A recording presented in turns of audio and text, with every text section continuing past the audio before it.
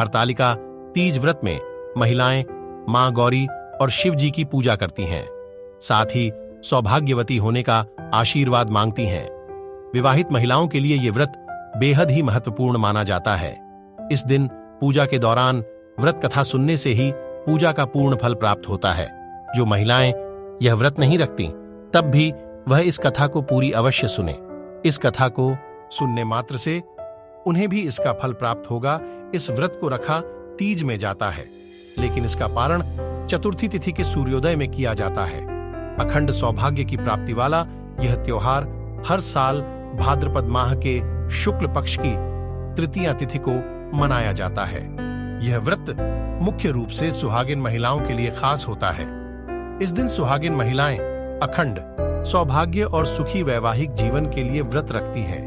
वहीं कुंवारी कन्याएं भी मनचाहा वर पाने के लिए इस दिन निर्जला व्रत रखती हैं। अगर आपकी शादी के बाद आपका पहला तीज व्रत है तो अच्छे से नियम पता कर लें, क्योंकि जिस तरह पहली बार रखेंगी उसी प्रकार हर साल करना होगा।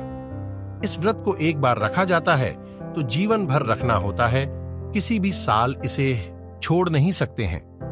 तीज व्रत में अन्न जल और फल 24 घंटे कुछ नहीं खा सकते हैं। इस व्रत को पूरी श्रद्धा भाव से करें और भगवान शिव पार्वती का जागरण करें और सोएं नहीं।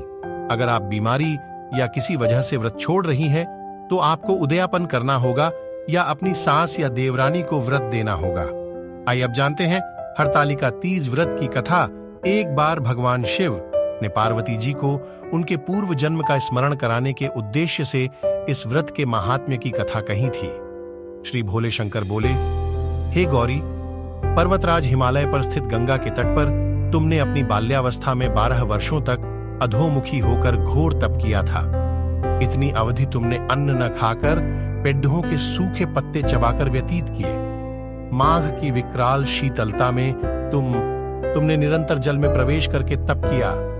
वैशाख की जला देने वाली गर्मी में तुमने पंचाग्नि से शरीर को तपाया। श्रावण की मूसलाधार वर्षा में खुले आसमान के नीचे बिना अन्न जल ग्रहण किए समय व्यतीत किया। तुम्हारे पिता तुम्हारी कष्ट साध्य तपस्या को देखकर बड्ढे दुखी होते थे, उन्हें बड्ढा क्लेश होता था। तब एक दिन तुम्हारी तपस्या तथा पिता के क्लेश को देखकर नारद जी तुम्हारे घर पधारे। तुम्हारे पिता ने हृदय से अतिथि सत्कार करके उनके आने का कारण पूछा।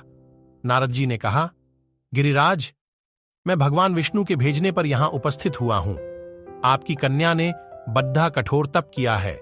इससे प्रसन्न होकर वे आपकी सुपुत्री से विवाह करना चाहते हैं। इस संदर्भ में आपकी राय जानना चाहता हूं। नारद जी की बात सुनकर गिरिराज गदगद हो उठे। उनके तो जैसे सारे क्लेश ही दूर हो गए। प्रसन्नचित होकर वे बोले, श्रीमान, यदि स्वयं विष्णु मेरी कन्या का वरण करना चाहते हैं तो भला मुझे क्या आपत्ति हो सकती है। वे तो साक्षात ब्रह्म हैं। हे महर्षि, यह तो हर पिता की इच्छा होती है कि उसकी पुत्री सुख संपदा से युक्त पति के घर की लक्ष्मी बने। पिता की सार्थकता इसी में है कि पति के घर जाकर उसकी पुत्री पिता के घर से अधिक सुखी रहे। तुम्हारे पिता की स्वीकृति पाकर नारद जी विष्णु के पास गए और उनसे तुम्हारे ब्याह के निश्चित होने का समाचार सुनाया। मगर इस विवाह संबंध की बात जब तुम्हारे कान में पड़ी तो तुम्हारे दुख का ठिकाना न रहा। तुम्हारी एक सखी ने तुम्हारी इस मानसिक दशा को समझ लिया और उसने तुमसे उस विक्षिप्तता का कारण जानना चाहा। तब तुमने बताया, मैंने सच्चे हृदय से भगवान शिव शंकर का वरण किया है, किंतु मेरे पिता ने मेरा विवाह विष्णु जी से निश्चित कर दिया। मैं विचित्र धर्म संकट में हूं, अब क्या करूं? प्राण छोड़ देने के अतिरिक्त अब कोई भी उपाय शेष नहीं बचा है। तुम्हारी सखी बड्डी ही समझदार और सूझबूझ वाली थी। उसने कहा, सखी, प्राण त्यागने का इसमें कारण ही क्या है? संकट के मौके पर धैर्य से काम लेना चाहिए। नारी के जीवन की सार्थकता इसी में है कि पति रूप में हृदय से जिसे एक बार स्वीकार कर लिया, जीवन पर्यंत उसी से निर्वाह करें। सच्ची आस्था और एक निष्ठा के समक्ष तो ईश्वर को भी समर्पण करना पड़ता है। मैं तुम्हें घनघोर जंगल में ले चलती हूं, जो साधना स्थली भी हो, और जहां तुम्हारे पिता तुम्हें खोज भी न पाए, वहां तुम साधना में लीन हो जाना। मुझे विश्वास है कि ईश्वर अवश्य ही तुम्हारी सहायता करेंगे। तुमने ऐसा ही किया। तुम्हारे पिता तुम्हें घर पर न पाकर बड्ढे दुखी तथा चिंतित हुए। वे सोचने लगे कि तुम जाने कहां चली गई। मैं विष्णु जी से उसका विवाह करने का प्रण कर चुका हूं। यदि भगवान विष्णु बारात लेकर आ गए और कन्या घर पर न हुई तो बद्धा अपमान होगा। मैं तो कहीं मुंह दिखाने के योग्य भी नहीं रहूंगा। यही सब सोचकर गिरिराज ने जोर शोर से तुम्हारी खोज शुरू करवा दी। इधर तुम्हारी खोज होती रही और उधर तुम अपनी सखी के साथ नदी के तट पर एक गुफा में मेरी आराधना में लीन थीं। भाद्रपद शुक्ल तृतीया को हस्त नक्षत्र था। उस दिन तुमने रेत के शिवलिंग का निर्माण करके व्रत किया। रात भर मेरी स्तुति के गीत गाकर जागी। तुम्हारी इस कष्ट साध्य तपस्या के प्रभाव से मेरा आसन डोलने लगा। मेरी समाधि टूट गई। मैं तुरंत तुम्हारे समक्ष जा पहुंचा और तुम्हारी तपस्या से प्रसन्न होकर तुमसे वर मांगने के लिए कहा। तब अपनी तपस्या के फलस्वरूप मुझे अपने समक्ष पाकर तुमने कहा, मैं हृदय से आपको पति के रूप में वरण कर चुकी हूं। यदि आप सचमुच मेरी तपस्या से प्रसन्न होकर आप यहां पधारे हैं तो मुझे अपनी अर्धांगिनी के रूप में स्वीकार कर लीजिए। तब मैं तथास्तु कहकर कैलाश पर्वत पर लौट आया। प्रातः होते ही तुमने पूजा की समस्त सामग्री को नदी में प्रवाहित करके अपनी सहेली सहित व्रत का पारणा किया। उसी समय अपने मित्र बंधु व दरबारियों सहित गिरिराज तुम्हें खोजते खोजते वहां आ पहुंचे और तुम्हारी इस कष्ट साध्य तपस्या का कारण तथा उद्देश्य पूछा। उस समय तुम्हारी दशा को देखकर गिरिराज अत्यधिक दुखी हुए और पीड़ा के कारण उनकी आंखों में आंसू उमड़ आए थे। तुमने उनके आंसू पोंछते हुए विनम्र स्वर में कहा, पिताजी, मैंने अपने जीवन का अधिकांश समय कठोर तपस्या में बिताया है। मेरी इस तपस्या का उद्देश्य केवल यही था कि मैं महादेव को पति के रूप में पाना चाहती थी। आज मैं अपनी तपस्या की कसौटी पर खरी उतर चुकी हूं।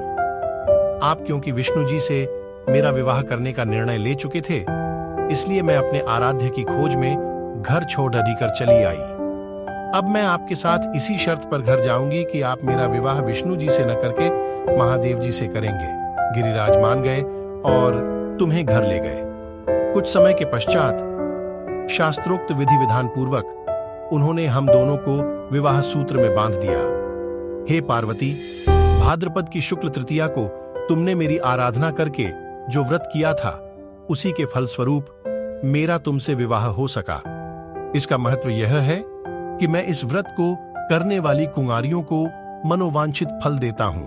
इसलिए सौभाग्य की इच्छा करने वाली प्रत्येक युवती को यह व्रत पूरी एकनिष्ठा तथा आस्था से करना चाहिए। हरितालिका तीज का व्रत कब रखा जाएगा? हिंदू पंचाग के अनुसार भद्रपद मास की तृतीया तिथि 17 सितंबर 2023 को 11:08 से शुरू होगी, जो अगले दिन यानी 18 सितंबर को दोपहर 12:39 पर समाप्त होगा। ऐसे में उदया तिथि के अनुसार से यह व्रत 18 सितंबर को ही रखा जाएगा। इस दिन महिलाएं भगवान शिव, माता पार्वती एवं गणेश जी की मिट्टी की प्रतिमा बनती है तथा पूरे दिन बिना कुछ खाए हुए, बिना पानी हुई निर्जला व्रत करती हैं तथा 16 श्रृंगार भी करती है। पूरी रात्रि जागरण किया जाता है और 9 सितंबर 2023 दिन मंगलवार को सूर्योदय से पूर्व स्नान के बाद गौरी शंकर की पूजा करें। उनका विसर्जन करने के बाद जल ग्रहण कर व्रत खोलें। फल, खीरा, प्रसाद में चढ़ाए मिष्ठान से भी हरतालिका तीज व्रत का पारण कर सकते हैं।